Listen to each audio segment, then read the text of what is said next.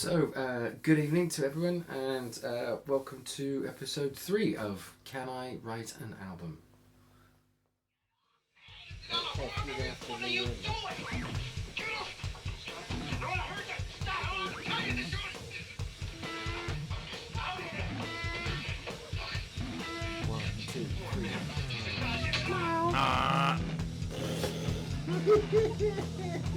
So good. So still working on Decreedance. I'm not going to say that at every episode because it's actually an interesting point. I was just thinking about this and I'm unsure of how this is going to work long term. Like, I've started off with this one song, but who knows how long I'm going to be able to concentrate on that one. So I think I'm going to have to mix up the episodes in some way, shape or form. It'll still be same title and everything, but I might move from song to song. So each episode will essentially be will have the song name as a part of the title, but the episode number will keep increasing as I go along. That makes the most sense. So that's what I'll do. But yeah. So I have been playing around, obviously, with the drums and the acoustic guitar for Decreedance, and I'm now playing around with electric. I think in the last video I had sort of recorded a electric guitar part, which was basically just me noodling over the whole thing, and not very well, if I'm completely honest. The idea is obviously, though, that the more I play around, the more likely I'll find something as a hook or something that can be repeated. The song kind of has quite a strong hook though anyway, so I'm not too concerned about that. However, what sort of prompted this particular video, and I'll add this as the start of episode 3 obviously, but there'll be more, but was that the bridge itself, I fell into a picking pattern on one version that I recorded of an electric guide track, which has kind of allowed me to extend it out a little bit and hasn't changed the tempo, or I don't know exactly what it's done. It's changed the emphasis on the beat, I think. Is maybe, I don't know what. I'm sure someone will correct me if anyone ever watches this as to what I mean, and you'll hear it obviously at some point. I'm not going to record that right now, but I will record it when I come to the rest of this video. So I thought I'd say something just quickly. I figured if I'm using a piece of equipment in a video, I should probably explain what that piece of equipment is, and therefore I'll never have to explain again. If I continue to do this, it means it's just there and indelibly in the record. So I've been recording the bass part, and this is my bass. It's not actually mine. It's my brother-in-law's, who I believe stole it from the music department of, I won't say which school. Although I might be wrong about that. Not 100% sure. But it's the kind of thing you'd find in school, right? It's a Hohner Professional B2A, and it's licensed by Steinberg. So it has all of the proper Steinberg fittings.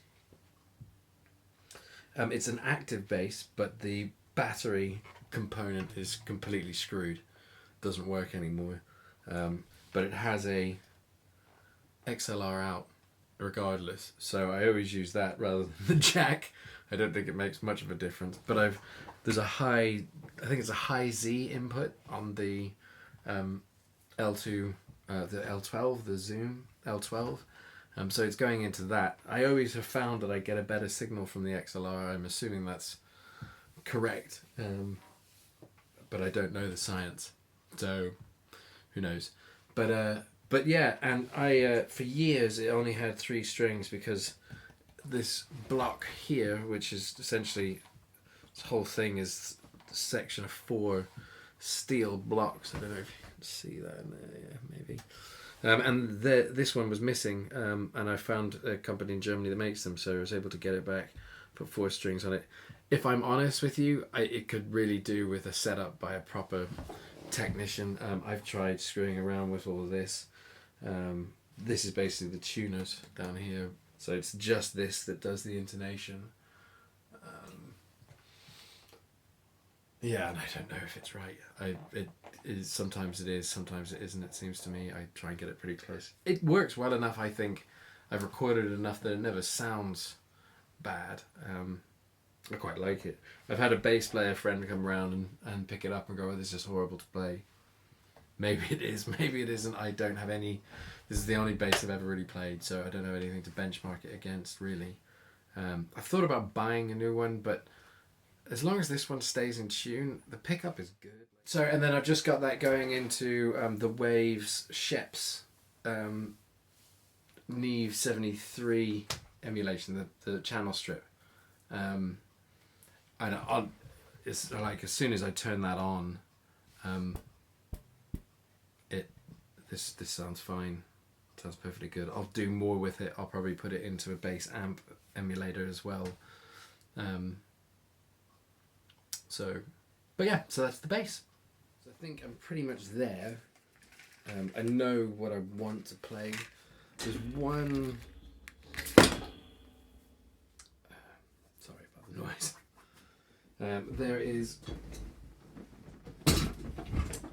There's one part where I'm not 100% sure on the progression that the bass should take.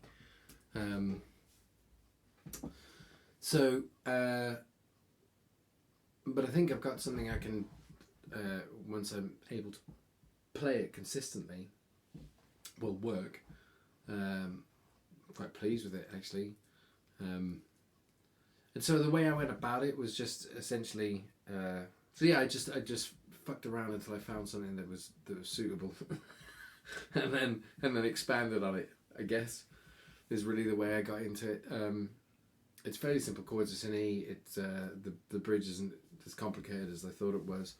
The picking pattern and stuff is a little tricky, but the chords themselves are pretty standard. So I was able to find a pathway with that pretty simply. The bridge is still a bit tricky. Getting the timing going into it with the bass I'm struggling with, but then I struggled with the timing coming out on the electric. So it's just I'll get the timing. It's a bit weird.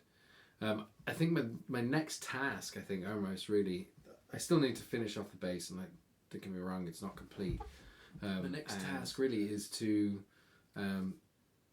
find a beat that works for the bridge, it to move differently in the bridge. I'm not sure how to do it, and that's kind of the difficulty. I can hear in my head kind of what I want, but I don't know how to move the MIDI, so that's going to be a learning curve to sort of. Bass part, 95% written, so obviously need to finish that off and then complete the recording of that, but then I can write that track down and that's done.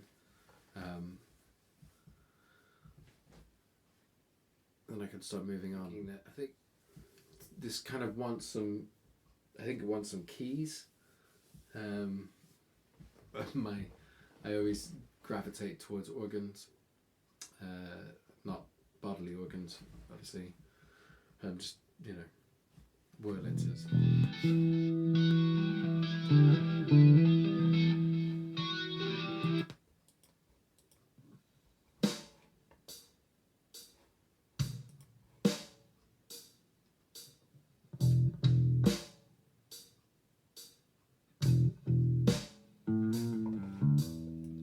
You have something to say, I'd love to hold you to it.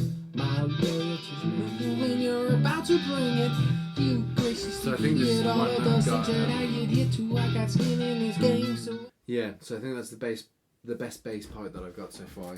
And I'm definitely pleased with the software. Like, this is so cool. Like, I didn't think I'd be able to just sort of share a screen this easily. So yeah, shout out like whoever makes OBS.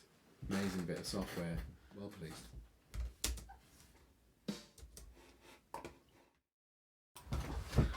So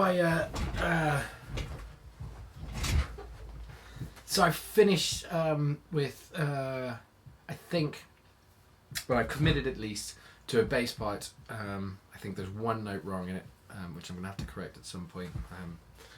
And a guitar part, which I think, as I said before, will stay in the mix. I've written both those tracks down, so they're set aside. So they're definitely the guide for the rest of the build. So the foundations are there, so just need to build on what's next. I thought what I'd do is a little listen of just the transition from the verse part to the bridge part, with the change that I spoke about earlier in the podcast in tempo that I've done to the bridge. So I thought I'd just give a brief glimpse of what that is, give you a sense of what the bass and guitar parts sound like. Yeah, I'll do that first. So let's see if I can get this to work. So let me just...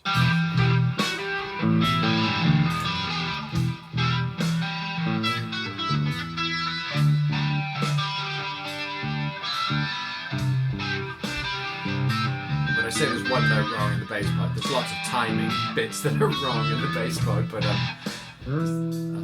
all the notes are right apart from one. I just realised I talked over that transition. Put it back.